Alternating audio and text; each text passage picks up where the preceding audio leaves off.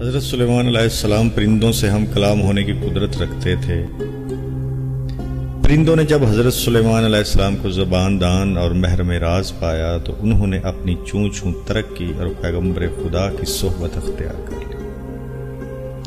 حضرت سلیمان علیہ السلام کے دربار میں کیا چرند کیا پرند سبھی حکمت و دانائی کی باتیں کرتے۔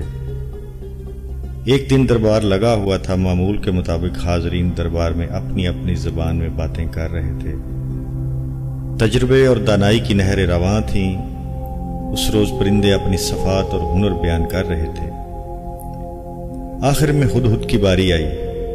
اس نے کہا، اے علم و حکمت کے بادشاہ، مجھ میں ایک خوبی ہے جو عرض کرنے کی جسارت کرتا ہوں۔ داناؤں نے کہا ہے مختصر کلام ہی فائدہ مند ہوتا ہے۔ میں اڑتے ہوئے بلندی سے زیر زمین پانی کا اندازہ لگا لیتا ہوں کہ کتنی گہرائی میں ہے۔ پانی کی خاصیت کیا ہے؟ زمین سے نکل رہا ہے یا پتھر سے رس رہا ہے؟ حضرت سلیمان علیہ السلام نے ہدہد کی اس خوبی کی بہت تعریف کی اور اجازت عطا فرمائی کہ بے آب ہو گیا صحراؤں میں سفر کے دوران تو ہمارے ہراول دستے کے ساتھ رہا کر تاکہ پانی کا کھوج لگاتا رہے۔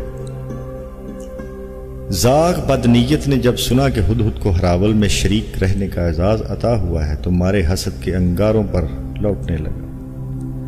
فوراً پیغمبر خدا علیہ السلام کے سامنے آ کر کہنے لگا، ہدہد نے آپ علیہ السلام کے حضور سخت گستاخی کی ہے اور جھوٹا دعویٰ کیا ہے۔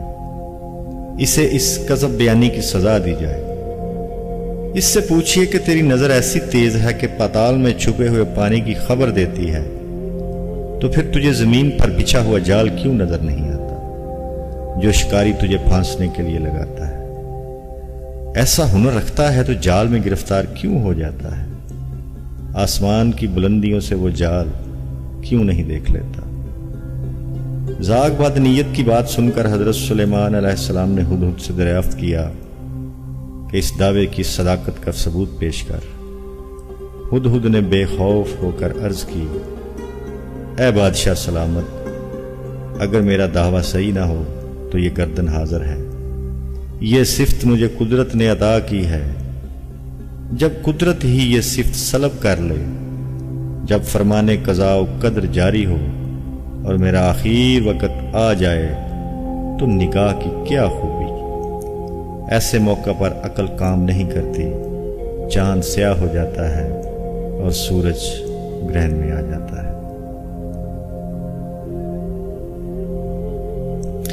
اللہ تعالیٰ اپنی مصلحت کے مطابق تدبیروں کو توڑ دیتا ہے